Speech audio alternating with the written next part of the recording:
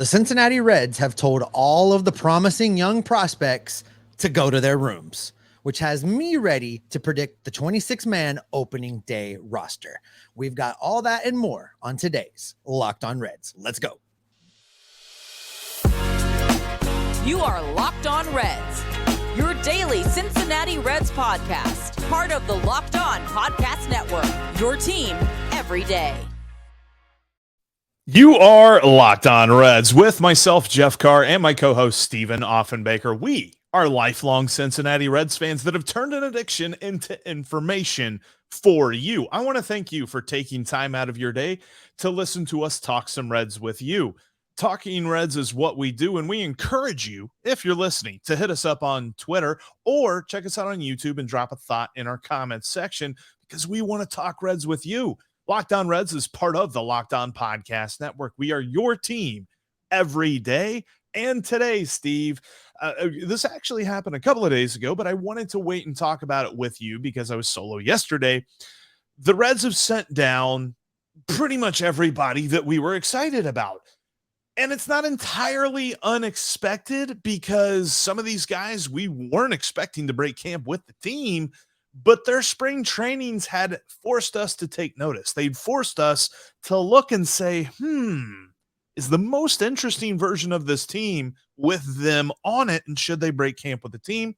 The Reds, they put a stop to that as Christian Encarnacion-Strand, Matt McLain, Elly De La Cruz, Ricky Karcher, and Casey Legumina all got sent down on the same day. Yeah, and Noelvi Marte was gone a few days before that. Yep. The Reds wasted little time. They did it like a Band-Aid. Instead of stringing us along and letting us have our hopes and dreams all the way into the final week of spring training, went ahead and jerked that thing off like a Band-Aid and sent everybody packing. And I'm not convinced that the best version of the team is the team I'm going to talk about here today with my 26-man roster prediction, because CES was the best hitter in camp all spring, without question. And he did that against not only the minor league guys in the back half of games, but he was doing that against major league pitchers in the beginning of games. So right. I was a little disappointed to see them pull the plug on that experiment this quickly. I'm pretty sure we'll see him again at some point in time this year in Cincinnati. But what it tells me is that the Reds think Joey Votto is going to be ready on opening day. 100%. And look, this is not the Reds saying there's no chance we're seeing these guys. The clock is now begun for when we're going to see them in Cincinnati. I mean, Elly De La Cruz is a foregone conclusion, I believe, earlier on in the season. I think Matt McLain and CES have now kindly positioned themselves in like the June, July area. And we're talking about some guys who could really come up and be an impact right away. Although I do agree with you about Joey Votto, I think that he's going to be on the opening day roster. I think that's why he came into spring training at the point that he did. If he wasn't going to make opening day, I think he was going to take a little bit more time. But kind of like you mentioned, it seems as though the roster becomes a little bit clearer, especially for the position players. And you actually had a tweet that you sent out. You had a couple of tweets that you sent out about your roster prediction. Yeah, I went ahead and decided that I've seen enough of the moves that they're making to feel fairly certain about predicting what the 26-man opening day roster is going to look like. So let's just dive right in and start with the position players, Jeff. This one was actually a little bit easier to put together for the YouTube folks. Here it is up on the screen. For the audio listeners, you can find this in my timeline on Twitter, but I'll give it a quick read. These are my picks for the Reds' 13 position players heading into opening day. At catcher, obviously the Reds have already said what they're going to do, and they have money tied up in carrying 3 catchers. So Stevenson, Casali, and Maile will all make this team at the catcher position. As I indicated, Joey Votto will be your one and only true first baseman on the roster heading into opening day, as will Jonathan India be the only true second baseman on the roster heading into opening day. At the shortstop position, I went with both Jose Barrera, who will be the starter, but with a very short leash, and then Kevin Newman, who is going to be basically your utility infielder in this group. Over at third base, I'm going with Spencer Steer, holding down the hot corner. And then in the outfield, it will be various combinations of the following 5 guys: Jake Fraley, TJ Friedl, Will Benson, excuse me, sorry, got choked up. Will Myers and Chad Pinder will be your outfielder. So Fraley, Friedl, Benson, Myers, and Pinder. The important designation there, Jeff, including Pinder in that group of outfielders, is he has the flexibility to also be a second backup infielder because depth in the infield is a little thin with this roster by carrying the third catcher. Yeah, Pinder can play second base and third base, and Will Myers can play first base, and then you can move pieces around in the outfield accordingly there. I find no fault in your roster prediction when I see those position players, and it's important to note, again, this is what we're seeing from the team. Neither Steve nor I look at this and say this is the best possible opening day roster, because we've seen some guys. And I wonder a little bit when you're talking about a guy like Christian Encarnacion-Strand, who is hitting the cover off the ball and bringing so much excitement around the team, what kind of message does this show? That you can have the spring that you are having and be a guy who is obviously part of the future of this team and yet still not make it on opening day. I almost feel like the decision was made before camp started. Well, I think it was. I think that it was simply this.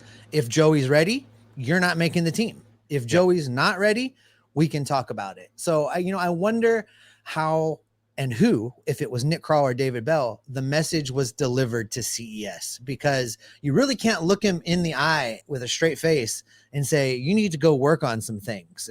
He was their best hitter in spring. You need to hit 600 instead of 500. So, I hope that they were really, I hope they gave him a healthy dose of baseball as a business realism and said to him, this is a roster decision. We have Joey Votto here. He's tied up a lot of resources. He's on the roster and he's going to play.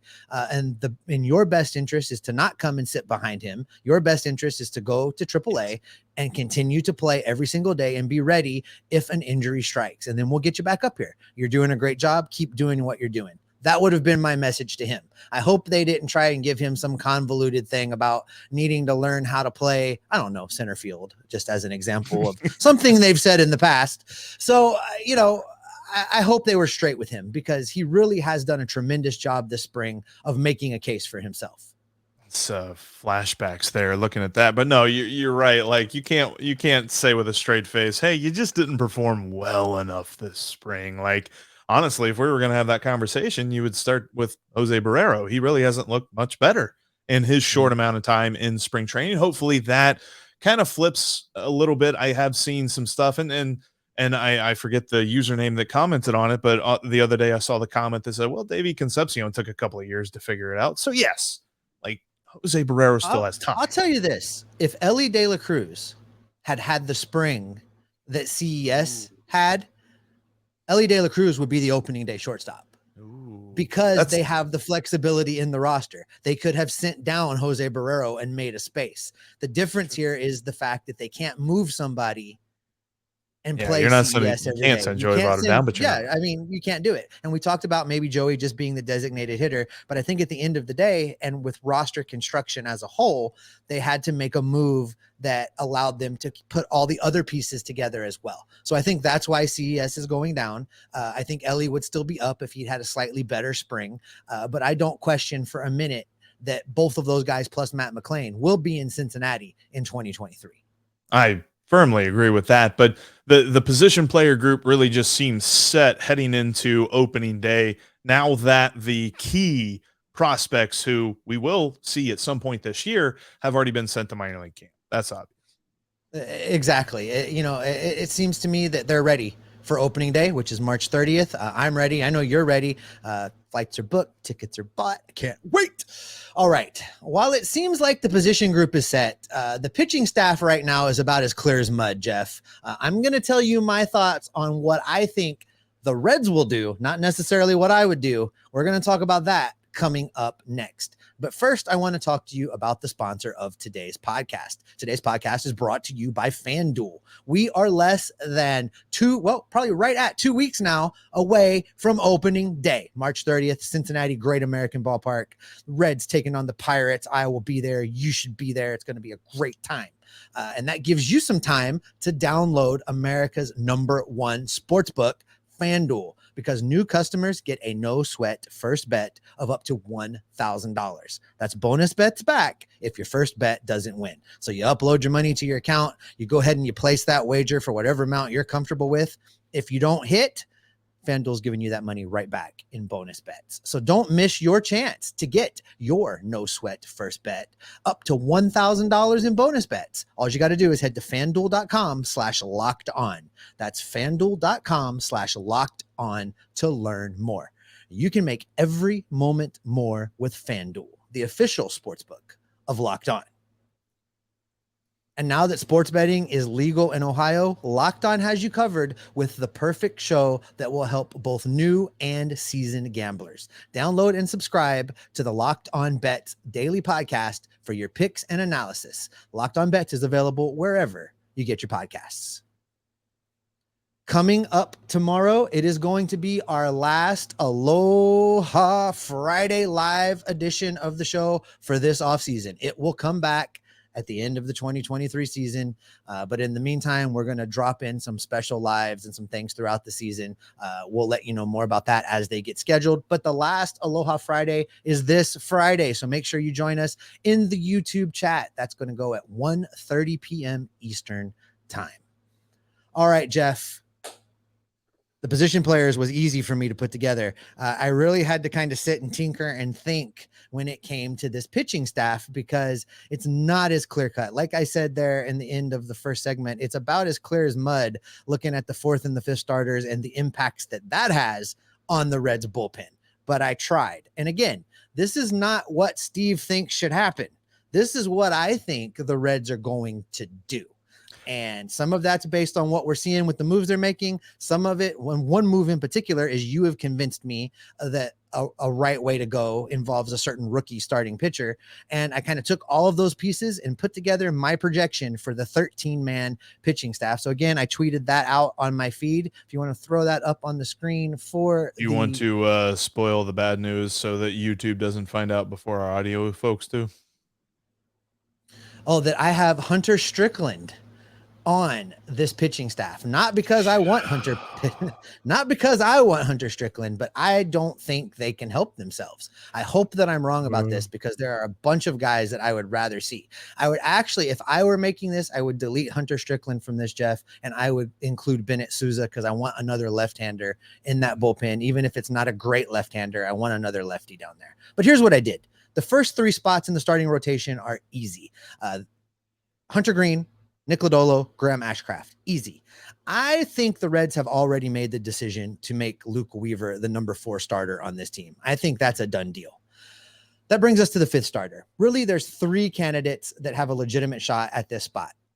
That's Brandon Williamson, that's Luis Cessa, and that's Connor Overton. Those are the 3 guys that really still kind of factor in. I think Overton really missed an opportunity with the rain out yesterday. He needs a couple good starts to kind of fight his way back into this conversation. Not sure if he's going to get a chance to show himself or not now. But I predict much because of the things you have said, Jeff. I think the right decision is to use Brandon Williamson as the 5th starter. He needs to go to the major league, spend time with Derek Johnson, learn how to be an effective major league pitcher. Now, does that mean he's going to be great every day? No, it doesn't. There will be days that he struggles. And here's where the Reds bullpen really comes into play. I've got both Luis Cessa and Connor Overton as the long men in this bullpen. That means on any given Brandon Williamson start, if he struggles, you can use either one of these guys in a piggyback fashion and get him out of there, let him regroup, and you try again in 5 more days. I think that's the best scenario for the Reds, for Williamson, and allowing Overton and Cessa to show themselves and fight their way back into a rotation spot. So after Cessa and Overton, I have this bullpen rounding out with Alexis Diaz, Lucas Sims, Reaver San Martin, Buck Farmer, Ian Jabot, the T is silent, and then, of course, Jeff's favorite pitcher in the world, Hunter Strickland. And tell me I'm wrong. Convince me. You convince me that they're not going to put Hunter Strickland on this team. Tell me why they're not going to do it. The only saving grace to this is he's not on the 40-man roster. So they would have to make a move. They would 2 have spots. to cut someone. Vladimir Gutierrez is going to the 60-day DL, and there's somebody else going. And TJ Antone is going to the 60-day DL. 2 guys are freeing up 40-man roster spots. Well, I don't think TJ Antone is going to the 60-day, is he? Because that would mean It's he wouldn't be able to retroactive. pitch till June. It's retroactive. It goes back to last season, so he can come off whenever he's ready. Gosh, I hope not. Like I'm with you. I want Bennett Sousa, or Alex Young, or a second lefty, or let's face it, anybody but Hunter Strickland. But you're right. It's like a bad girlfriend or something, somebody or a boyfriend that's like super toxic, and you just can't quit him. The Reds can't quit Hunter Strickland. I don't know why. I don't know why they brought him back. He's got dirt on somebody. He has to have dirt on somebody. Something like, I don't even know why they brought him back into camp. Minor league invite or not. Like, why is he here? He's obviously here to be on the team. And that's why I'm a little bit worried about Chase Anderson too. And I think that the best thing about it is, there's obviously other starters that should be on the rotation that any common sense observer could see should be in the rotation over Chase Anderson. But it's just like this Reds bullpen is such a patchwork all the time. It's been a patchwork for the last 5 years. And that is something that, this next offseason, if the Reds take a step forward and they still don't do anything about the bullpen in the offseason, we're going to have words, because I get it this year. You're not a bullpen away from the playoffs. You got to figure some stuff out. That's fine. But if you're still leaving the door open for Hunter Strickland, there is no way. Eye test, stats, metrics, nothing proves that this guy is a good pitcher. Why is he still here? I don't understand. And I know that I've made myself plain on that, so I'm not going to go any further. But when I just look at this, and I'm with you, I love the idea of Sessa and Overton. Like you said, I've been talking about this a lot. And the idea that Sessa has the ability to pitch in any situation. Like, I think Connor Overton is probably just a long reliever, but Sessa can be that guy that if you need him to only pitch a stressful 8th or 7th or even 9th inning, if Alexis Diaz has already pitched in that game, then he can do that. Or he can be an innings eater if Brandon Williamson trips up a little bit. And let's not kid ourselves. I think that these guys would also be firemen for Luke Weaver as well. But no, I other than just begging the Reds to not do this again, I really cannot argue with this, because as you say, this is how we see it, not how we want it. And I'll be straight up, Jeff. I would not have considered following your plan with Brandon Williamson if the Reds didn't have 2 long men. If they only, a lot of bullpens only carry 1 long man, one guy that's capable of going out and pitching 3 or 4 innings. Everybody else is a 1-2 inning guy, and you have back-to-back bad starts like that we could have from 4 and 5, and then your bullpen is completely decimated heading back into the top of your rotation. With 2 long men, this alleviates that a little bit. So I'm comfortable with them letting the rookie go out there and take his lumps a little bit. Now, I'm not saying concede games and just plan on losing, because there will be times I think Williamson will figure it out. And there will be times that he pitches well. There's a reason that he was so highly touted. There's a reason that he was so rated highly and scouted as well as he was. He has the baseball talent. He just needs to be able to put it together, which is why I kind of like the idea of him getting an extended stay in Cincinnati, working with Derek Johnson directly, while not just completely conceding every game that he starts. If he struggles, you bring in, Sessa or Overton to kind of shut things down a little bit, calm things down. And this offense is going to be capable of scoring some runs. It's going to come in bunches, I think. They're not going to be consistently high scorers, but there are going to be days where runs come in bunches with this group. So, I feel like this team would have the ability to kind of fight back in a game every once in a while. So because this is a year where we're not planning on being division winners, playoff bound, because this is a year where they're still figuring things out and waiting for talent to develop and kind of feeling out who they're going to be in 2024. I think now's the perfect time to go ahead and bring Brandon Williamson north and let him learn to do his thing. And he wants it. Like, I give kudos to him, because in the scenario where he was asked, there's a spot open in the rotation, your name's been mentioned, are you going for it? This is what he had to say. Yeah, I mean, I'm really trying. I want to start with the squad. I know we have other arms that are competing for it. It's a catch-22. You can't think about it too much, but you also can't have it be nothing. So I've been trying to balance, just coming in and working, but also with a mindset of earning a job. The best version of the Reds pitching staff includes him in the rotation. Hands down. Absolutely. So with that all figured out, it's obvious that with the young guys back in the minors, this is what we're looking at. We're worried about Hunter Strickland. Still want to see Brandon Williamson in the rotation. And, but and everybody that's, before you move on to that, sorry, I know you were trying to jump into your segue.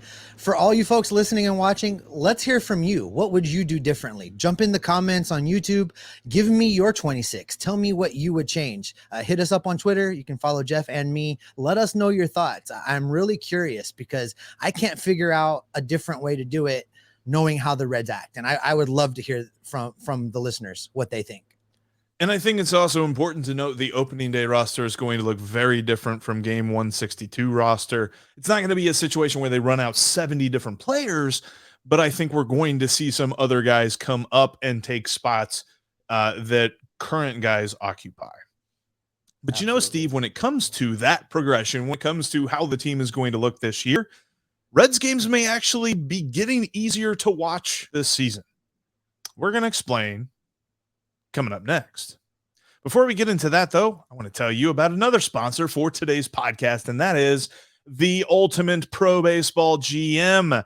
This app is addictive. I am telling you, the other day, I think I played it for like a couple of hours before I realized that, well, there were other things that I needed to do. You can download the Ultimate Baseball GM on your mobile device from the App Store or from Google Play, or go to probaseballgm.com today and or probaseballgm.com and enter the promo code locked on to get a 100% bonus. What this is this game puts a major league front office in your pocket and on the go. It's free to download from the App Store or the Google Play Store. You can take a franchise from the bottom to the top of the league, as you can play Ultimate GM on the go with no internet connection needed. Play as you want, when you want. You control everything from player trades and contract signings to ticket prices and team facilities, literally everything. The only thing you can't do, you don't play the game specifically, you simulate each game, but with that, you control every other aspect of the team. Check out one of the most realistic baseball simulations right now on your mobile device. Download Ultimate GM today. And again, use the promo code LOCKED ON in the game store, and you'll get a 100% free bonus to your franchise. Just go to probaseballgm.com, scan the code down here in the corner if you're watching on YouTube, or download Ultimate GM in the App Store and the Google Play Store. That's probaseballgm.com. Ultimate Baseball GM. Start your dynasty today. Also, make sure you're following us in between episodes. You can follow me on Twitter at Jeff Carr with 3 Fs. You can follow Steve at S. Offenbaker with 2 Fs. And you can follow the show at Locked On Reds. Also, make sure you're following us on YouTube. Click that bell to get notified whenever we've got new content for you, because when we post something new, when we go live, you're going to be notified. It's going to give you an update on your phone. Talking a lot about phones here in the recent. And speaking of phones, that might be a way for you to watch Reds games here soon. It currently is if you're out of market, which Steve knows what that's like, trying to watch a Reds game in Hawaii. He's always out of market unless they're playing on the West Coast, but that's a whole different thing. But it's going to be easier to watch the Reds in market now. And that's because of the mess that Diamond Sports, the parent company of Bally Sports, has gotten into. They are over $8 billion in debt, and they're filing for bankruptcy as we speak. Like, they're going to file the court case and go through all the rigmarole and things like that. And typically, while they're filing the court case, things still proceed business as usual. But Bally Sports has specifically said they are not going to pay their revenue that they owe to 4 baseball teams, which includes our Reds, as well as the Cleveland Guardians, the Arizona Diamondbacks, and the San Diego Padres. It's just a matter of not paying all 4 of those franchises. So the way that this sets things up is that the way that Reds games are distributed is going to change. So there's a lot of rhetoric. There's a lot of information. There's a lot of conjecture out there right now about what this means for fans in Cincinnati, in market, trying to watch games. I'm going to try and simplify it as much as possible, Jeff. No matter what happens come opening day, that game is going to be available for you to watch. Yeah. Worst case scenario is if you're not a streamer, you're going to have to figure out how to do that, because the worst case scenario is Major League Baseball streams the game itself for free on MLB.tv. What Diamond and Bally Sports has said is it is their intention to continue broadcasting games until the bankruptcy process runs its course, which would tell me that we don't really have to worry about this in the 2023 baseball season. Major League Baseball has issued a lot of information, basically trying to reassure the fans that they're prepared. Yeah, they issued this statement that said Major League Baseball is ready to produce and distribute games to fans in their local markets in the event that Diamond or any other regional sports network is unable to do so as required by their agreement with our clubs. Having streamed live games on MLB.tv for more than 20 years and producing live games for MLB Network since 2009, we have the experience and capabilities to deliver games to fans uninterrupted. And I think the important thing here, and this is something that Rob Manfred also said whenever he was asked last month, he says, we are prepared no matter what happens with respect to Diamond to make sure games are available to fans in their local markets. We think it will be both linear in the traditional cable bundle and digitally on our own platform. So I think that what may happen from this is even this year, it could be a situation where you will still see the games on Bally Sports because Major League Baseball will continue those going. Or if you are a subscriber to MLB TV, the blackout will be lifted for Reds fans and they can watch in-market. Hallelujah. Hallelujah. Lift the blackout. I wish they'd live blackouts for everybody, but at least start with our team because, that's the team we care about the most, obviously. But yeah, so this is a case where you may be able to drop like a cable package or something that you're paying for. Like, honestly, for me, I literally pay for my cable company simply so I can watch Bally Sports. Like, I get some other stuff and watch Red Zone and things like that, but those are all available on streaming services. Bally's isn't. Yeah, interesting you mentioned Red Zone because the National Football League just ended its agreement with DirecTV, and they're going streaming exclusively. They will be available on YouTube. So it makes sense to me that Major League Baseball will use this opportunity to get out of the traditional cable bundle business and make all of that money directly from selling subscriptions or to sell the rights to a YouTube or an Amazon or Peacock or all the other guys that are in Apple even who are already broadcasting baseball games for Major League Baseball. It would just be a continuation of a relationship and an expansion of a deal. And just to drive this home too, because obviously, we talked about the statement from Major League Baseball. We talked about Rob Manfred's comments. Those seem a little bit overarching to really have anything to do with the Reds. Reds Senior VP of Business Operations, Karen Forgas, which I know she's been on with Lance McAllister and Mo Egger. You've heard her on the radio if you listen to those shows. She had this to say about this situation. She said, because of MLB's preparation, strategy, and staffing, we are confident our games will be available to fans through Bally Sports Ohio or another distribution model. Because, for the last whatever, I forget the last time that we had to look at a TV schedule and see, okay, when are the Reds not on TV that we have to listen to a radio broadcast or something like that. It's been a while since that's happened. This will not change the television broadcast. We will not see, a drop off. There's not going to be long periods of time where we're not going to see them on TV at all. It's just going to continue as it would for us fans. The behind the scenes stuff might be different, but for you and me, we're going to be able to still watch our Cincinnati Reds. Right. Like I said, Jeff, the worst case scenario is if you've got a papaw or a mamaw out there that only knows how to work the remote, you may have to go hook them up with an iPad and teach them how to stream the game. That's the worst case scenario. And I'm not saying that's an easy proposition. I understand, but that's the worst that can happen. And ultimately, Jeff, when this all shakes out, when it's all done, when the court proceedings are over, Reds fans may have an easier time watching Reds games forevermore when things move to a true streaming platform. And that is a beautiful way to end this episode. Coming up tomorrow, we have our final Aloha Friday, at least until next offseason. Final Aloha Friday until the season begins at 1:30 p.m. Eastern Time. Make sure you join us on the Locked On Reds YouTube channel as we're going to be going live. We're going to take your comments and your questions as we get set for opening day. Thanks for making Locked On Reds your first listen. Now make your second listen Locked On Fantasy Baseball. Win your league by listening to Matt and Dom every day as they bring you the best fantasy draft strategies. Find Locked On Fantasy Baseball wherever you get your podcast and on YouTube. Part of the Locked On Podcast Network, your team every day. And Steve, every day we will be all over these Cincinnati Reds. Why? Because we are locked in on the rumors. We're locked in on the transactions. We're locked in on all the moves that these Cincinnati Redlegs are making. We're bringing that information back right here to keep you locked on Reds every single day.